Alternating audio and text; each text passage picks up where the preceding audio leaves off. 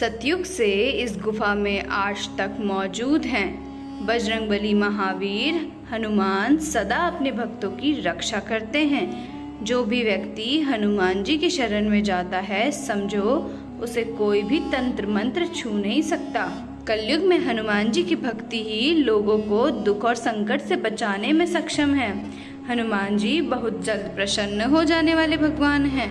आज हम आपको एक ऐसी गुफा के बारे में बताने जा रहे हैं जिसमें आज भी हनुमान जी साक्षात मौजूद हैं। अगर आप हमारे चैनल शिवधाम पर नए हैं तो हमारे चैनल को ज़रूर सब्सक्राइब करें।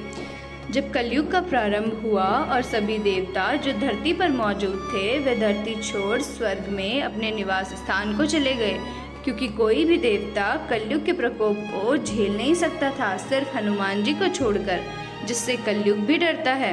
कलयुग में आज भी हनुमान जी धरती पर मौजूद है और समय समय पर हनुमान जी अपने भक्तों को दर्शन देते रहते हैं।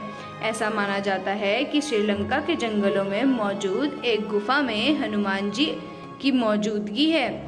यहाँ मौजूद एक छोटा सा कबीला है और हर 50 सालों में एक बार हनुमान जी इसी गुफा में से निकलकर इन कबीले वालों को दर्शन देते हैं।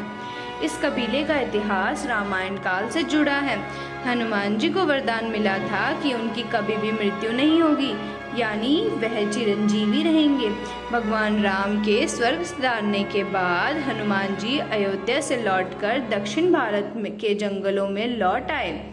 उसके बाद उन्होंने फिर से समुद्र लांघा और श्रीलंका पहुँचे और हनुमान जी श्रीलंका के जंगलों में मौजूद इस गुफा में आज भी मौजूद हैं। श्रीलंका का यह पूरा कबीला ही हनुमान जी का बहुत बड़ा भक्त है। कलयुग से पहले की यह घटना को इसी कबीले के बुजुर्ग ने बताया कि कैसे उनके पूर्वजों को हनुमान जी के इस गुफा में होने का पता चला। बुजुर्गों के मुताबिक उनके गांव का एक कपिल नाम का लकड़हारा था जो हनुमान जी का बहुत बड़ा भक्त था। गांव में बहुत से लोग रावण के भक्त थे और उनको हनुमान जी से बहुत ईर्ष्या थी, क्योंकि हनुमान जी ने रावण की लंका जलाई थी। कपिल को इन बातों का कोई फर्क नहीं पड़ता था। कपिल अपनी हनुमान भक्ति में लगा रहता था।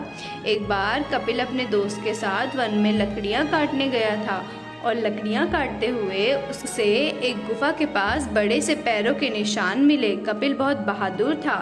कपिल और उसका दोस्त गुफा के पास गए और कपिल सोचने लगा कि इतने बड़े पैर तो किसी राक्षस के ही हो सकते हैं, लेकिन उसकी हिम्मत नहीं पड़ी कि वह गुफा के अंदर जाए। लेकिन कपिल बहुत ही बहादुर था। उसने बाहर से आवाज़ लगाया कि अंदर कौन है। कपिल को पता था कि जो भी गुफा के अंदर गया है वह बाहर नहीं आया है, क्योंकि गुफा के अंदर जाने वाले पैरों के निशान थे, लेकिन बाहर आने का कोई निशान नहीं था। जब कपिल ने आवाज़ लगाई तो अंदर से भी तुरंत आवाज़ आई, आओ कपिल, अंदर आओ। अब कपिल को पूर्ण विश्वास हो गया कि गुफा के अंदर कोई हैवान है, क्योंकि उसका नाम अंदर मौजूद प्राणी को कैसे पता चला। कपिल का दोस्त डर गया और वह भागकर गांव वालों को बुलाने चला गया। वहीं कपिल अपनी कुल्हाड़ियों के साथ गुफा के बाहर ही खड़ा हो गया था। जो कोई भी अंदर है, अगर वह उस पर हमला करेगा तो कपिल उसको जान से मार देगा। तभी उसे गुफा में से फिर से आवाज़ आई कि कपिल, डरो नहीं, आओ अंदर आ जाओ। कपिल ने भी गुफा वाले प्राणी से पूछा कि उसको उसका नाम कैसे पता है।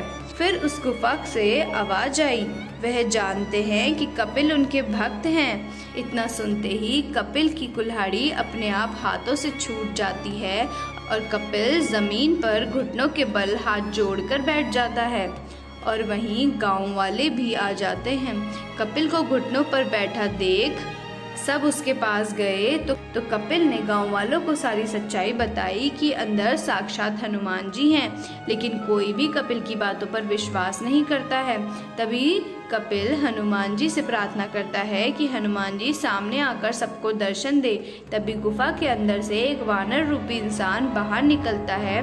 साक्षात हनुमान जी को सामने देखकर पूरा गांव हाथ जोड़कर घुटनों पर बैठ जाता है।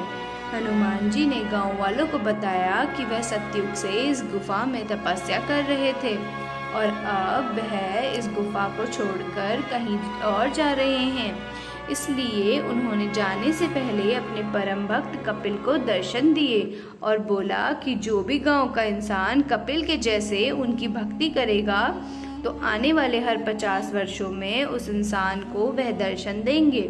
इस तरह पूरा कबीला ही हनुमान जी का भक्त हो गया और आज भी उस कबीले के लोगों को हर 50 वर्षों में साक्षात हनुमान जी दर्शन देते हैं।